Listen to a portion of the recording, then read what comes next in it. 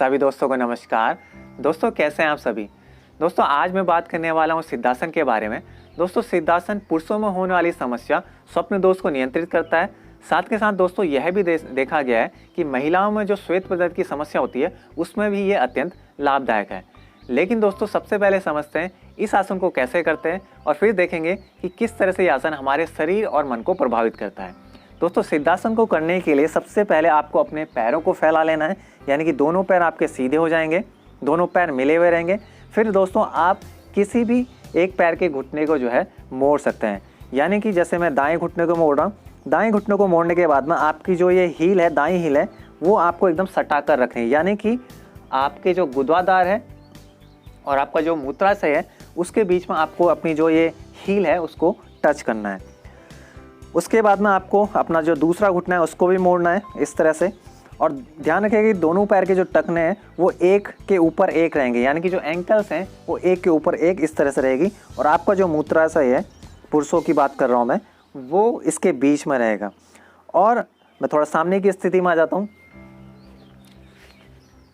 तो यानी कि ये आपने यहाँ पे टच कर लिया और दोनों टखने एक सीध में, मूत्राशय आपका बीच में।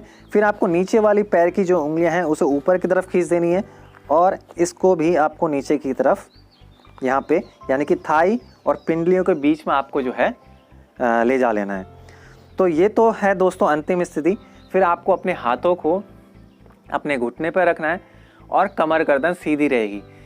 ध्यान रखिएगा दोस्तों आपका जो पेट है वो दबा हुआ नहीं हो। अगर आपका पेट दबा हुआ रहेगा तो फिर आपको कमर दर्द का अनुभव जो है होना शुरू हो जाएगा बहुत ही जल्दी। यानी कि अगर आप 1-2 मिनट बैठेंगे और आपका पेट इस तरह से दबा हुआ है अंदर की तरफ, तो आपको कमर दर्द की समस्या इस आसन में उत्पन्न होगी।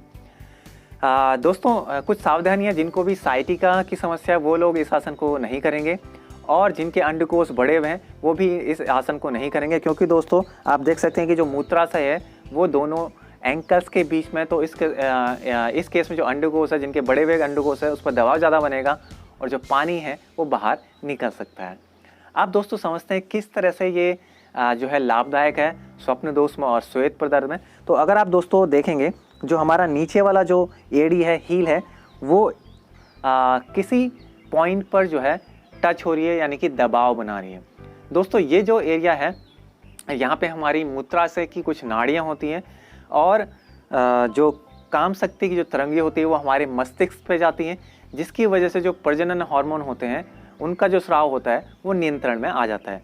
और इस वजह से ये जो है आपका स्वप्न दोष और श्वेत प्रदर में लाभदायक है। यानी कि दोस्तों ये जो स्थान है ये मूलाधार चक्र का स्थान है। तो ये जो आसन है ये मूलाधार चक्र को एक तरीके से एक्टिवेट करता है, नियंत्रण में लाता है। और मूलाधार चक्र के अनियंत्रित होने पर बुरे विचार आते हैं, वासना की भावना आती है। तो जब ये चक्र नियंत्रण में आता है, यहाँ हम कह सकते हैं कि ये किन्हीं पॉइंट्स पर दबाव बना रहा है, जिसकी वजह से जो वो विचार होते हैं काम वासना के वो नियंत्रण में आते हैं, जिससे स्वप्न दोष में लाभ होता है। क्योंकि ये एक शारीरिक स्वप्न दोष जो है एक शारीरिक समस्या के साथ साथ एक मानसिक समस्या भी है।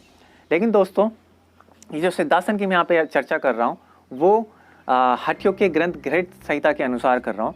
और महर्षि ग्रंथ जो है इस ग्रंथ में कहते हैं कि आपको जो है इस आसन के साथ साथ जालंधर बंद और सांभवी मुद्रा का भी प्रयोग करना है। क्योंकि जब हम ये दोनों सांभवी मुद्रा और जालंधर बंद इस आसन के साथ करते हैं तो फिर हमारा जो मन है वो अत्यंत शांत होता है और हमें आनंद की जो है अनुभूति होती है।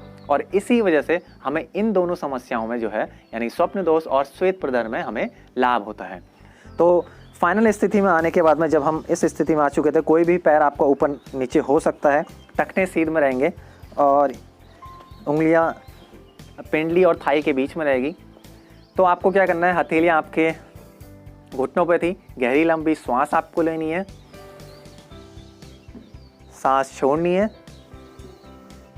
ठुड्डी को नीचे ले जाना है, अपनी छाती से लगाने की कोशिश करनी है, कमर गर्दन सीधी रहेगी। उसके बाद में दोस्तों आपको अपने भ्रूमध्य यानी कि आईब्रो सेंटर पर देखना है और जितनी देर आप अपनी श्वास को बाहर रोक सकते हैं उतनी देर आप अपनी श्वास को बाहर रोकिए और आपकी जो आँखों की स्थिति है वो सांभवी मुद्रा की रहेगी। तो दोस्तों ये स्थिति जो है मन को एकदम शांत कर देती है। दोस्तों उम्मीद करता हूँ ये वीडियो आपको पसंद आया होगा। अगर आपको ये वीडियो पसंद आया हो तो आप इसे लाइक कीजिए, ज़्यादा से ज़्यादा इसे शेयर कीजिए अपने फेसबुक और व्हाट्सएप ग्रुप पे, क्योंकि दोस्तों इससे मुझे मोटिवेशन मिलता है इसी तरह के यूज़फुल वीडियो बनाने के लिए। मेरे साथ अगर बने रहना चाहते हैं तो कीजिए चैनल को सब्सक्राइब। मिलते हैं अगले वीडियो पर, तब तक के लिए गुड बाय।